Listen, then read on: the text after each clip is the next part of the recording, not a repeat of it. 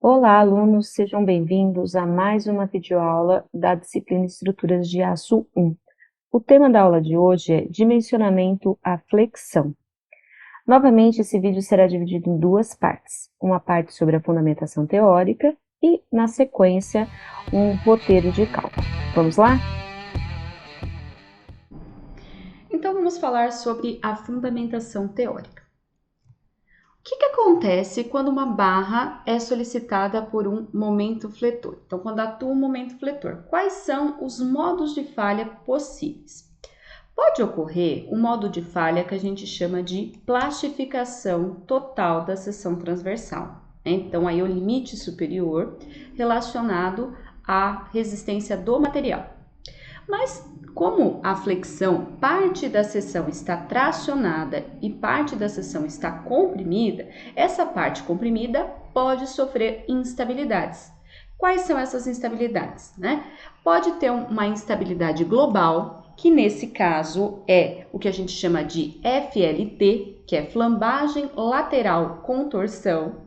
Então, a barra como um todo perde a estabilidade.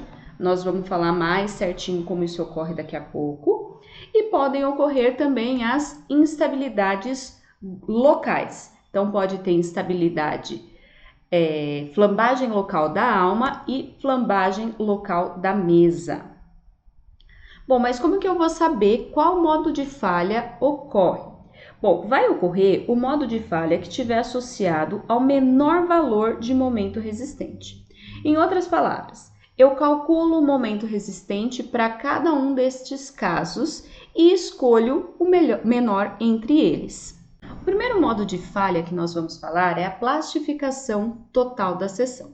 Para entender isso um pouco melhor, considere uma viga biapoiada submetida a um carregamento uniformemente distribuído, transversal à viga, como indicado na figura.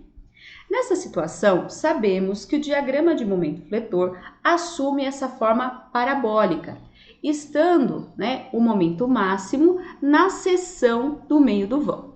Então, vamos considerar essa seção para analisar as tensões. Considere também que esse carregamento é um carregamento crescente e progressivo. Então, ele começa no zero e a gente vai aumentando o carregamento até atingir um valor limite. Para os primeiros níveis de carregamento, nós observamos uma distribuição linear de tensões, que a gente já está acostumado. Então, a gente tem uma tensão zero na linha neutra e ela aumenta linearmente até as fibras mais externas. Para um determinado nível de momento fletor, as fibras mais externas atingem a tensão FY, que é a tensão de escoamento. Nesse ponto, a gente diz que teve início a plastificação e atua aí o momento MY, dado por Wx vezes Fy. Wx é o módulo resistente elástico da seção, que é uma propriedade geométrica da seção transversal. Bom, as fibras mais externas já estão com a tensão Fy, mas as fibras adjacentes ali internamente ainda estão com tensões menores. Então, elas podem resistir a acréscimos de tensão. Então, aumentando ainda mais esse carregamento, o que se observa é que as fibras internas vão atingindo uma a uma a tensão de escoamento Fy. Até a situação limite, onde eu tenho todas as fibras com a tensão igual à tensão Fy. E eu tenho essa distribuição de tensões com formato retangular. Nesse ponto, nós falamos que ocorreu a plastificação total da seção. E o momento associado a isso é chamado de momento de plastificação, o MPL, e ele é dado por Zx vezes Fy. Quem é Zx? É o módulo resistente plástico. Esse módulo nem sempre ele é tabelado, mas existe uma relação entre Z e W em função do tipo de seção transversal. Então, a gente pode usar esse fator de forma para encontrar, tá? Bom, além disso, eu gostaria de dizer para vocês que nesse ponto nós podemos considerar que formou ali o que é chamado de rótula plástica. Então, nesse ponto, é como se tivesse uma rótula, né, quando atingiu esse nível de carregamento. Bom, para o nosso esquema estático, uma viga biapoiada, se tiver uma rótula no meio do vão, essa estrutura perde o equilíbrio. Então, para de fazer sentido essa estrutura, chegou aí no esgotamento total para essa seção. Bom, só para ficar claro, ó, nesse trecho aqui, nós estamos no regime elástico, né? Então, o material está no regime elástico linear. Nesse trecho, já estamos no regime inelástico, existem deformações plásticas irreversíveis. Por que a gente trabalha no projeto nesse trecho de regime inelástico? Porque assim nós teremos um melhor aproveitamento do material, tá? E como que fica no projeto para calcular o momento resistente associado a esse modo de falha? Bom, o momento resistente, né, para a plastificação total da seção é dado pelo momento de plastificação dividido pelo coeficiente de segurança, nesse caso 1,1. Vale salientar que a plastificação total da seção só ocorre na ausência de FLT, então para vigas travadas continuamente, e em seções compactas, isso é, seções onde não ocorre a flambagem local. Coloquei aqui um exemplo para o caso da seção do tipo I, onde eu tenho, né, que a relação entre Zx é igual a 1,12 Wx. Se fosse uma seção tipo U, esse valor seria 1,18. E se fosse uma seção retangular, esse valor chegaria a 1,5. Então, Z para uma seção retangular é igual a 1,5 o valor de W daquela mesma seção. Então, vamos falar desse segundo modo de falha, que é a flambagem lateral com torção. Como eu falei para vocês, né, é uma instabilidade global, porque a barra como um todo perde a estabilidade, né? Como isso? Para um determinado nível de momento fletor, denominado momento crítico de flambagem lateral com torção, a viga assume uma nova posição de equilíbrio diferente da posição original. Essa nova posição de equilíbrio é associada a deslocamentos laterais e a um giro, como indicado aqui na figura. Deslocamentos laterais, indicado aqui pela letra U, e um giro θ. Mas como que isso ocorre? Como sabemos, na flexão, parte da viga está comprimida, parte da viga está tracionada. A parte comprimida tem a tendência de sofrer instabilidades, e nesse caso, ela sai lateralmente. Já a parte tracionada, ela permanece na mesma posição, e isso faz com que a seção gire, causando o fenômeno de FLT com deslocamento lateral e um giro associado, tá? Mas como que a gente faz a formulação do problema? Como que eu vou obter esse momento crítico de flambagem elástica? Bom, o procedimento para obtenção é um pouco complexo, né? Um pouco trabalhoso. Então, a gente trabalha com um caso fundamental e a partir desse caso fundamental, a gente obtém o valor do momento crítico para qualquer outro tipo de caso. Então, vamos lá, vamos ver como que é esse caso fundamental. O caso fundamental considera uma viga biapoiada solicitada por momentos fletores externos. Então, nesse caso, o diagrama de momento fletor é constante, como indicado na figura. Então, qual seria o procedimento? Bom, o procedimento seria fazer uma análise em segunda ordem para essa estrutura. Então, eu vou fazer a análise do equilíbrio na posição deformada. Feito isso, levando em consideração essas variáveis aqui, eu chego nessa expressão para o cálculo do momento crítico. Perceba, né, que o momento crítico aí, ele depende do que eu chamei de LB. Nesse LB, né, parece aqui o vão da viga, mas a rigor é a distância entre travamentos laterais, ou seja, a distância entre pontos onde o deslocamento lateral está impedido. Bom, então no caso fundamental, a distribuição de momento fletor é constante. Para outros casos, onde ele não é constante, eu tenho uma outra equação. Então, nós vamos usar aqui o que a gente está chamando de caso geral, né? No caso geral, eu faço o quê? Para obter o momento crítico, eu pego o valor do momento crítico para o caso fundamental e multiplico por esse coeficiente CB. O coeficiente CB pode ser entendido como um coeficiente de uniformização dos momentos, ou seja, ele transforma um diagrama de momento fletor qualquer em um diagrama de momento fletor uniforme ao longo de todo o vão. Então, vamos ver isso aqui um pouco melhor. Vamos falar mais do CB. Então, pensando aqui no caso geral, vamos determinar, né, o CB. Como que eu faço essa determinação? Qual é a equação para isso? Então, considere um trecho destravado qualquer, LB, que tem um diagrama de momento fletor que varia dessa maneira indicada. Bom, o cálculo de CB é dado por essa equação. Então, ele depende de MA, MB e MC. Quem são eles? MA é o momento no primeiro 1/4 do vão.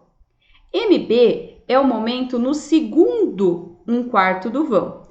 E MC é o momento no terceiro 1/4 do vão. Depende também do momento máximo, que pode ocorrer em qualquer ponto, né? É como se eu fizesse uma média ponderada dos momentos que estão ocorrendo ao longo do trecho destravado. CB depende ainda de RM. Então, RM, ele vale essa expressão, então meio mais 2, que multiplica YC dividido por Y ao quadrado para seções com flexão no eixo de não simetria e RM é igual a 1 para os demais casos, né? Bom, também podemos ter CB igual a 1 para alguns casos específicos, como é o caso de balanços. Então, vamos particularizar um pouquinho mais? Essa expressão para cálculo de MR, né, do momento crítico, é uma expressão geral, serve para qualquer tipo de seção transversal. Vamos particularizar para uma seção do tipo I. Então, nós vamos considerar, né, algumas coisas específicas para a seção do tipo I. Por exemplo, este valor aqui de CW, a gente substitui lá na expressão. Aproveito também, né, para abordar aqui o conceito de esbeltez do elemento para FLT. Então, isso daí vai ser chamado de lambda B, que é igual ao comprimento sem travamento lateral, LB, dividido pelo raio de giração em Y, RY, tá? Então, levando isso aí em consideração, a gente chega nessa nova expressão para o momento crítico, que depende de β1 e β2.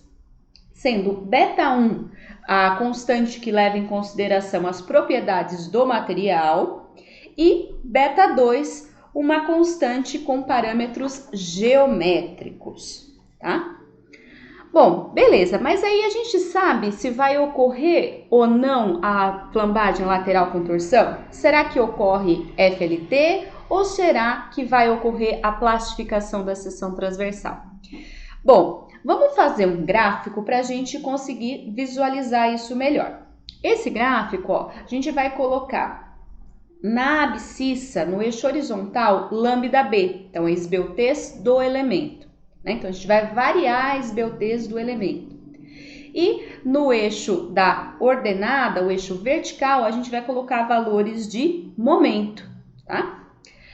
Bom, se a gente for plotar essa equação que está indicada aí para o momento crítico no gráfico, ela teria essa cara da linha pontilhada. Mas aí vale a gente prestar atenção que essa expressão só tem validade quando o material está no regime elástico, né? Se o material já estiver iniciando a plastificação, já não tem mais validade. Então, o que a gente pode fazer? Colocar em um limite, né, do regime elástico. Vamos dizer que MR é o maior momento no regime elástico. Quem que é esse MR? É o momento de proporcionalidade, calculado para a tensão de proporcionalidade do aço na seção. Como é que eu obtenho, né, o trecho linear do diagrama do material aço? Eu posso considerar a tensão Fy menos as tensões residuais, né? Então, essa aqui é a tensão de proporcionalidade. E esse momento, o Mr, é o maior momento no regime elástico linear, tá?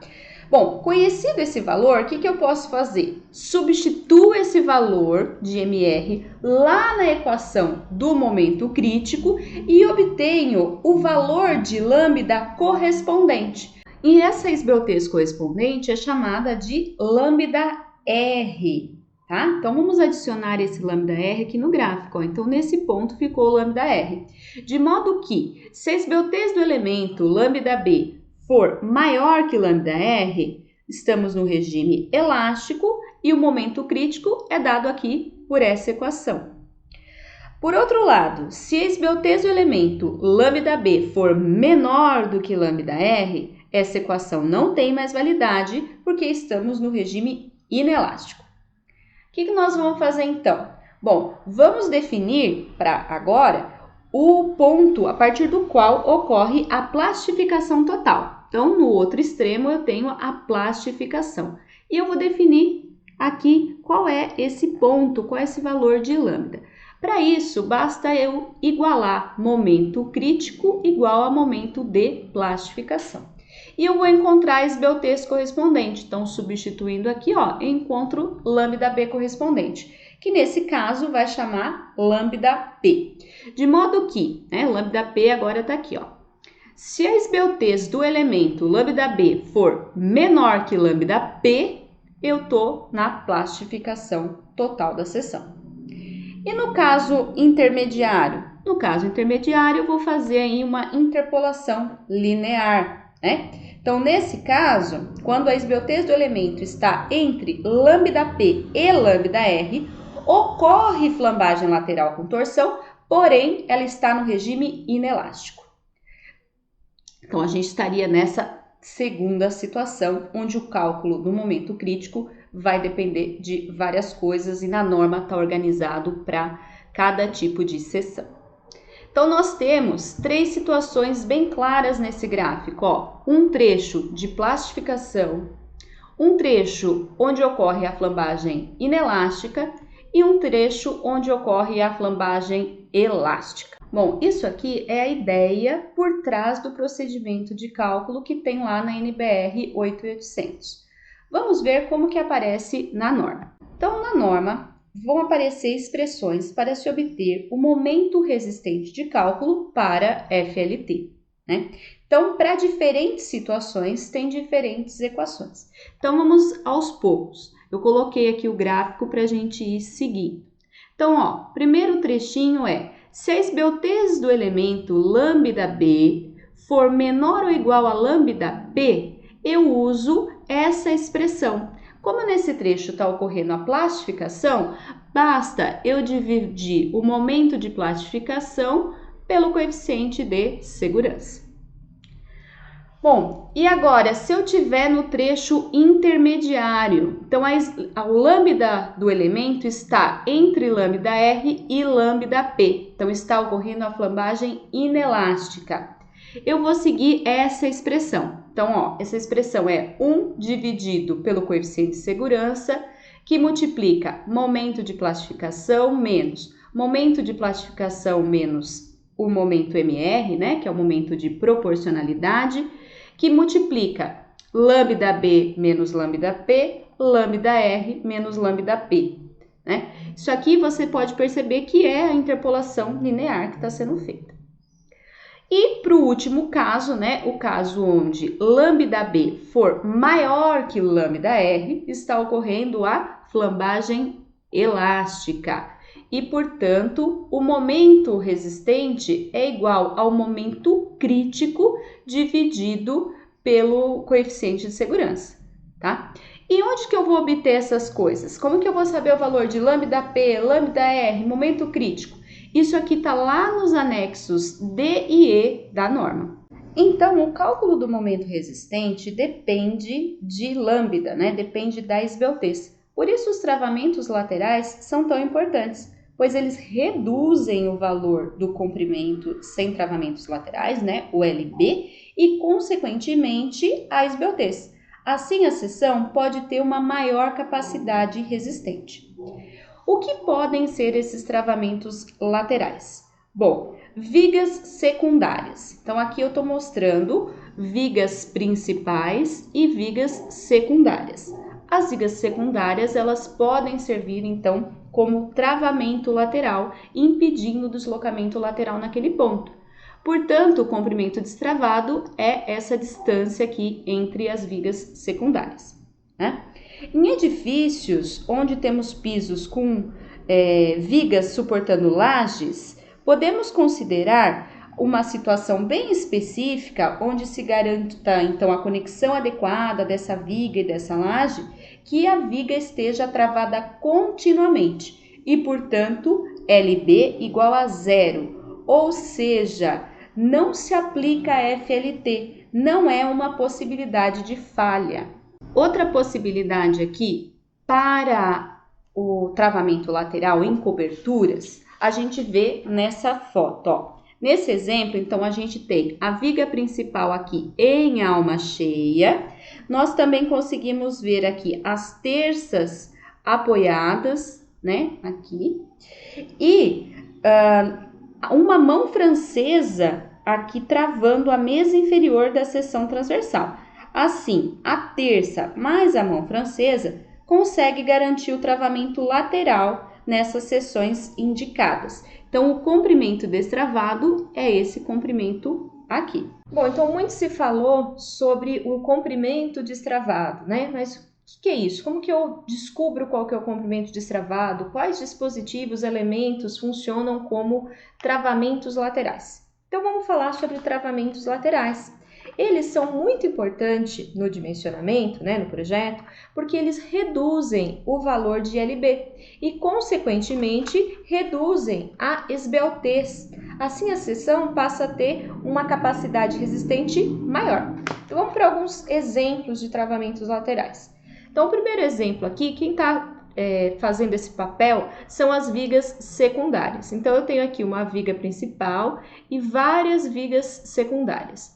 Nessas seções onde eu tenho a viga secundária, esse ponto está impedido de se deslocar lateralmente. Então, a viga secundária funciona como um travamento lateral. E o comprimento destravado é esse comprimento aqui. Nessa figura aqui de baixo, eu estou mostrando um edifício com piso, né? Então, um edifício que tem laje. Se existe uma ligação adequada entre a laje e a viga, é possível considerar que essa viga está continuamente travada e, portanto, LB é igual a 0 e FLT não se aplica, ou seja, a flambagem lateral com torção não é uma possibilidade de falha. Aqui outro exemplo agora em uma cobertura, né? Então, quais são os pontos com travamento lateral? Quais são os elementos que fazem esse papel? Ó, o travamento lateral, no caso dessa figura, ele é feito pelas terças em conjunto com essas mãos francesas, né? Então, eu tenho aqui, ó, a viga de cobertura, sobre ela estão apoiadas as terças, e nesse caso, eu tenho aqui a mão francesa travando a mesa inferior, né? Esses pontos aqui, eles ficam impedidos de se deslocar lateralmente. Então, são pontos de travamento lateral. Então, essa seção e assim por diante. Então, o comprimento destravado ficou o comprimento aqui entre mão francesa e terça, esse conjunto terça mais mão francesa. Bom, agora finalizada a parte de flambagem global, vamos passar para a flambagem local, né? Mais especificamente, vamos falar aqui sobre a flambagem local de mesa. Essa imagem aqui do laboratório de ensaio, é possível ver aqui uma mesa toda deformada, indicando que ocorreu aí a flambagem local da mesa. Bom, mas como que isso acontece, né? Por que isso acontece? Bom, se a mesa estiver comprimida, ela pode estar sujeita aí a esse tipo de instabilidade. Como a gente sabe, a mesa é um elemento apoiado livre, então eu estou trabalhando com esse pedacinho aqui da mesa.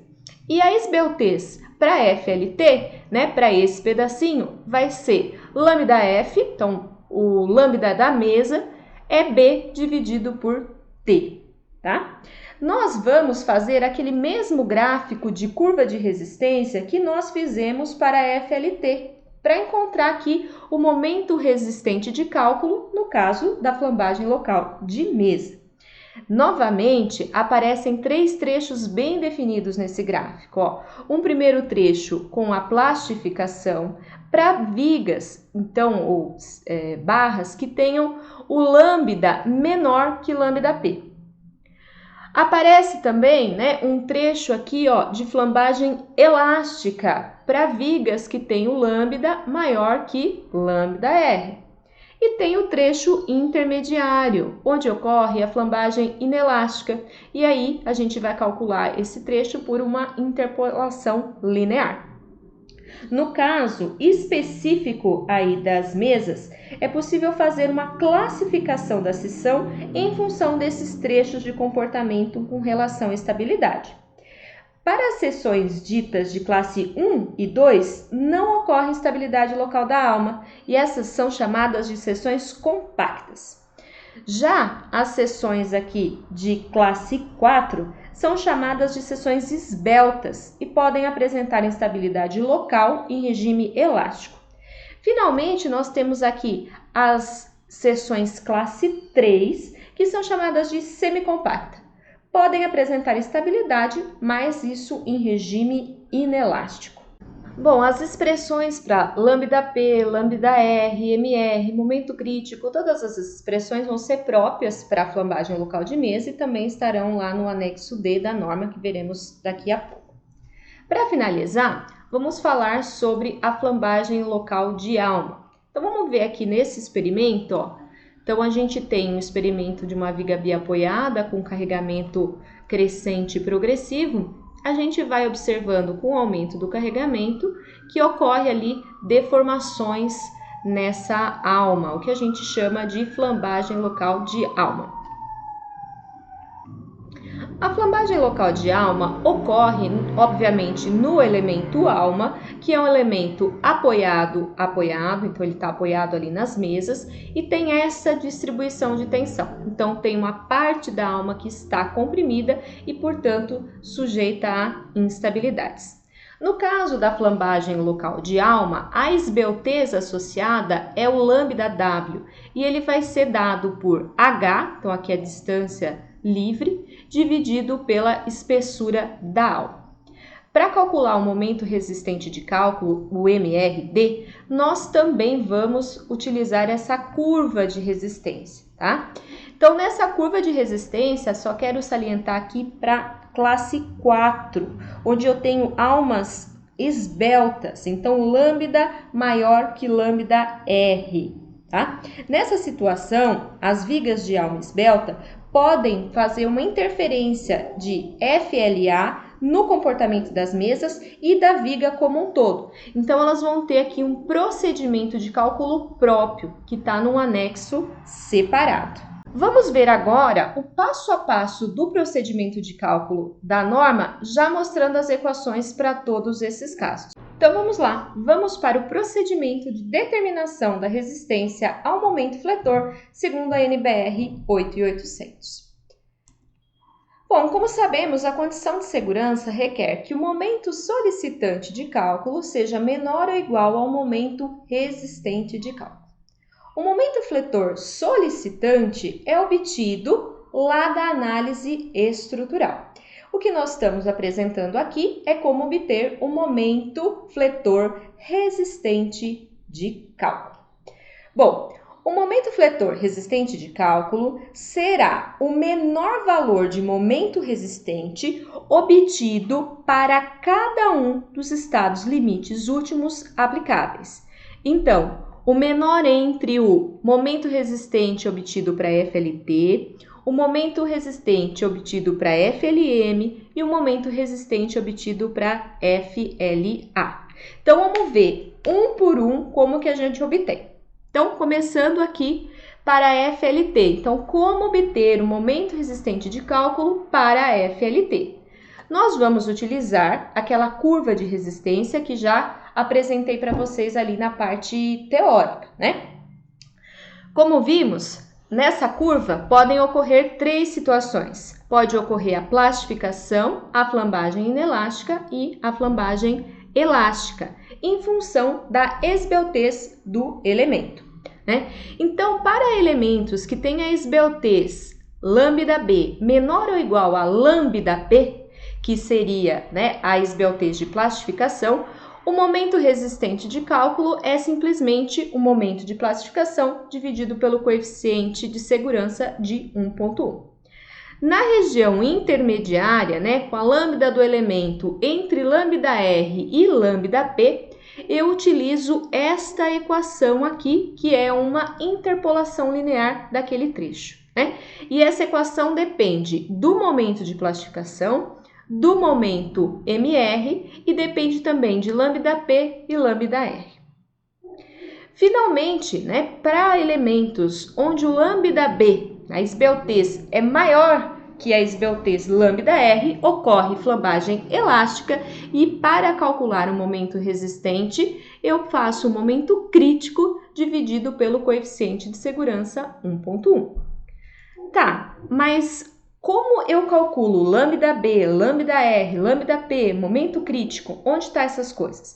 As equações para obter esses parâmetros estão na tabela D1 da NBR 8800. E essa tabela está organizada por tipo de seção transversal e eixo de flexão. Então, vamos dar uma olhadinha aqui. Peguei aqui um recorte, né, as primeiras linhas da tabela. Então, ela serve para seções do tipo I e H com os 2 eixos de simetria e seções U não sujeitas a momentos de torção, fletidas em relação ao eixo de maior momento de inércia. Então, a primeira linha serve para esse tipo de seção transversal. Bom, então, pensando em FLT, que é o que a gente está trabalhando agora, ó, a norma traz aqui como calcular o MR, como calcular o momento crítico. Para calcular o momento crítico, você precisa ver lá a nota D.2.8-A. Como que eu calculo lambda, que é o lambda do elemento, a esbeltez do meu elemento? Bom, eu pego o comprimento destravado e divido pelo raio de giração. E lambda-p? Lambda-p nesse caso é 1,76 raiz quadrada de E dividido por FY. E finalmente, lambda-r, eu também tenho que ver essa nota D.2.8-A, que eu trouxe aqui para vocês. Lá no finalzinho da tabela tem todas essas notas. Essa aqui é a nota A, então ela traz aqui o valor de lambda-r, o valor, né, como calcula aqui, o momento crítico e traz algumas, aqui tem alguns parâmetros, né, que são necessários calcular, traz aí também. Então, apenas para finalizar aqui, qual que é o procedimento, né? Eu começo obtendo a esbeltez do elemento e comparo com lambda-p e lambda-r e verifico em qual situação eu me encontro, né? Então, escolhendo aqui a situação, eu uso a equação e calculo o momento resistente para FLT. Feito isso, vamos para o momento resistente para flambagem local de mesa. O procedimento é muito similar. Também vamos utilizar aqui essa curva de resistência que tem aqueles 3 trechos bem definidos, né? Eu começo obtendo aqui o lambda-f, que é a esbeltez do elemento, né, mesa, que eu estou avaliando, e comparo. Se lambda-f é menor ou igual a lambda-p, eu estou num trecho que vai ocorrer plastificação. Então, se vai ocorrer a plastificação da seção, basta eu dividir o momento de plastificação pelo coeficiente de segurança e eu obtenho o momento resistente. Por outro lado, se eu estou em uma situação que o lambda-f ele é maior que lambda-r, eu estou nesse trecho aqui do gráfico. Então, para obter o momento resistente, eu preciso conhecer o momento crítico e dividir pelo coeficiente de segurança. Finalmente, aqui na região intermediária, onde eu tenho λf entre λr e λp, eu uso uma interpolação linear que depende de momento mr, λf, λp e λr, tá? Esses parâmetros também são encontrados na tabela D.1 da norma. Vou mostrar para vocês agora, ó. Então, aqui na tabela aparece na segunda linha, né, na terceira, melhor dizendo, FLM, flambagem local de mesa. E para cada uma das colunas, né, aparecem as equações ou às vezes aparecem notas. Então, aqui, por exemplo, ó, para o momento MR, apareceu tanto em FLT como em FLM essa nota E. E para o momento crítico, aqui, ó, apareceu essa nota F. Então, vamos dar uma olhadinha nessas duas notas, ó. Então, aqui fala o seguinte, ó, a nota E, ele está contando para a gente como calcular o λr. λr deve ser considerado igual a 30% da resistência ao escoamento do aço. Então, as tensões residuais, simplificadamente, serão 30% de Fy, tá?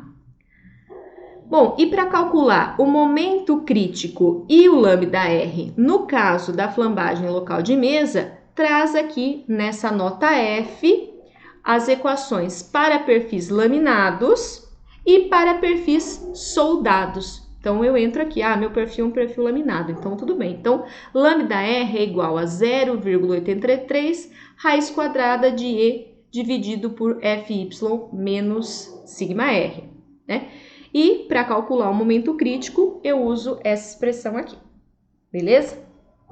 Então, feito isso, só falta agora calcular o momento resistente para a flambagem local da alma. Então, novamente, vai ser bastante similar. Eu tenho aí essa curva de resistência, né? E eu vou iniciar calculando o λw, que é a esbeltez da alma. Comparo a esbeltez da alma com o λp. Se a esbeltez da alma for menor ou igual a λp, está ocorrendo a plastificação e o momento resistente vai ser o momento de plastificação dividido pelo coeficiente de segurança. Por outro lado, se eu tiver aqui com λw, a esbeltez da alma entre λp e λr, eu vou ter que usar essa equação aqui, que é uma interpolação linear, para obter um momento resistente de cálculo. Então, finalmente, para a esbeltez maior que λr, teríamos uma verificação particular, pois aí estariam as vigas de alma esbelta, e esse procedimento é descrito no anexo E. Então, da mesma forma como mostrado anteriormente, ó, aqui na terceira linha, nós temos na tabela o valor de MR, do momento crítico, indicando que seria lá no anexo E, de lambda, λp e λr. Então, resumindo, ó, como seria o fluxograma para o cálculo? Para cada um dos estados limites últimos, então, para FLT, FLM e FLA, eu tenho que fazer esse procedimento que está dentro aqui do pontilhado, que é o seguinte: eu vou obter o parâmetro de esbeltez. Primeiro passo. Segundo passo, eu vou comparar esse lambda com os parâmetros de esbeltez limite, λp e λr. Então, se lambda é menor ou igual a λp, então o momento resistente é momento de plastificação dividido por 1,1. Se lambda está entre λp e λr, eu teria que fazer aquela interpolação linear. Se lambda é maior que λr, então eu preciso conhecer o momento crítico que é dado lá na tabela D1 da NBR 8800. Aí eu calculo o momento resistente para FLT, para FLM, para FLA, pego o menor valor e finalmente encontro o momento resistente para a nossa viga em questão. Ficou faltando a gente falar sobre os estados limites de serviço. Bom, nesse caso, o que vai estar limitado são as flechas. Então, a norma traz algumas limitações de flecha no anexo B. Então, estou mostrando aqui, né, parte da tabela que tem lá no anexo D, ela é uma tabela bastante grande, vocês podem conferir ela completa na norma. Então, traz algumas limitações, por exemplo, terças de cobertura, tem uma limitação de flecha de L por 250, então o vão por 250 é o valor máximo de flecha que pode estar atuando naquela viga.